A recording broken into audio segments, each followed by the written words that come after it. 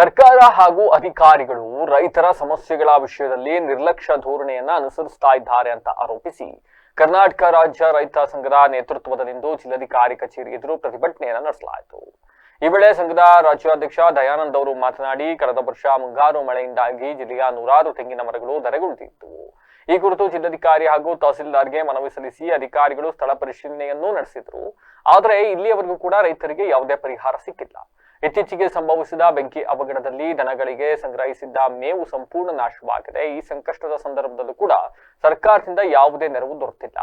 ರೈತರ ಸಂಕಷ್ಟಗಳಿಗೆ ಅಧಿಕಾರಿಗಳು ಸ್ಪಂದಿಸ್ತಾ ಇಲ್ಲ. ಕೇವಲ ಚುನಾವಣೆ ಸಂದರ್ಭದಲ್ಲಿ ರೈತರ ಮತಗಳನ್ನ ಯಾಚಿಸುವ ಜನಪ್ರತಿನಿಧಿಗಳು ಅಧಿಕಾರಕ್ಕೆ ಬಂದ ನಂತರ ರೈತರ ಗೋಳನ್ನ ಕೇಳ್ತಾ ಇಲ್ಲ ಅಂತ ತೀವ್ರ ಆಕ್ರೋಶವನ್ನು ವ್ಯಕ್ತಪಡಿಸಿದ್ದು, ರೈತರ ಸಮಸ್ಯೆಗಳನ್ನ ಕೂಡಲೇ ಬಗೆಹರಿಸ್ತಾ ಇದ್ರೆ ಮುಂದಿನ ದಿನಗಳಲ್ಲಿ ಉಗ್ರ ಸ್ವರೂಪದ ಹೋರಾಟ ನಡೆಸಬೇಕಾಗುತ್ತೆ ಅಂತಕ್ಕಂಥ ಎಚ್ಚರಿಕೆಯನ್ನು ನೀಡಿದ್ದಾರೆ. ಈ ಸಂದರ್ಭದಲ್ಲಿ ರೈತ ಸಂಘದ ವಿವಿಧ ಪದಾಧಿಕಾರಿಗಳು ಹಾಗೂ ರೈತರು ಭಾಗವಹಿಸಿದರು. ಏನಿಲ್ಲ, ಕರ್ನಾಟಕ, ನಮ್ಮ ಹೆಸರು ದಯಾನಂದ್ ಅಂತೇಳಿ ರಾಜ್ಯಾಧ್ಯಕ್ಷರು, ಮತ್ತು ನಮ್ಮ ಇಂಗ್ಲಗುಪ್ಪೆ ಕೃಷ್ಣೇಗೌಡರು ಅವರು ರಾಜ್ಯಾಧ್ಯಕ್ಷರಿದ್ದಾರೆ. ಅವ್ರ ನೇತೃತ್ವದಲ್ಲಿ ನಾವು ಈ ಸರ್ಕಾರದಿಂದ ನಮ್ಮ ರೈತರಿಗೆ ತುಂಬ ಅನ್ಯಾಯ ಆಗ್ತಾಯಿದೆ. ಹಾಗಾಗಿ ನಮ್ಮ ಮನವಿಯನ್ನು DC ಮೇಡಮ್ಗೆ ಸಲ್ಲಿಸೋಕ್ಕೆ ಅಂತ ಬಂದಿದ್ದೀವಿ. ಯಾಕೆಂದರೆ ಒಬ್ಬ ರೈತರನ್ನ ಬವಣೆ ಸುಟ್ಟೋದ್ರೂ ಸರ್ಕಾರ ಇದುವರೆಗೂ ಒಂದು ಪರಿಹಾರ ಕೊಟ್ಟಿಲ್ಲ.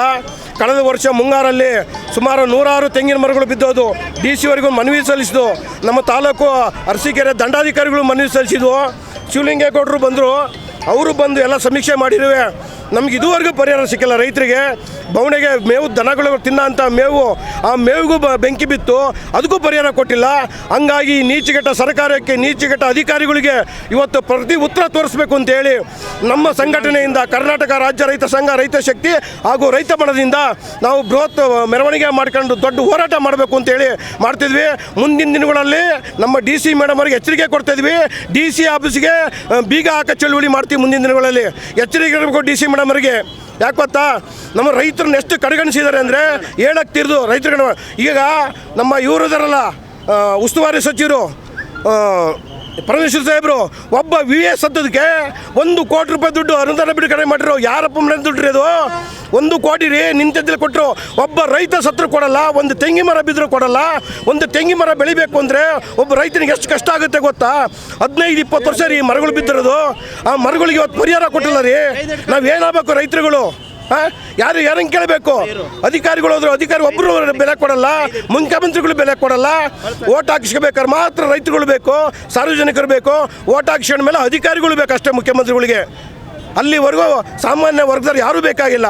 ನನ್ನ ಹೆಸರು ದಯಾನಂದ್ ಅಂತೇಳಿ, ನಾಗೇನಹಳ್ಳಿ, ಕರ್ನಾಟಕ ರಾಜ್ಯ ರೈತ ಸಂಘ, ರೈತ ಶಕ್ತಿ ಹಾಗೂ ರೈತ ಬಣ, ನಮ್ಮ ಇಂಗ್ಲಗುಪ್ಪೆ ಕೃಷ್ಣೇಗೌಡರು ಸಾಹೇಬರು ಇದ್ದಾರೆ ಅಧ್ಯಕ್ಷರು.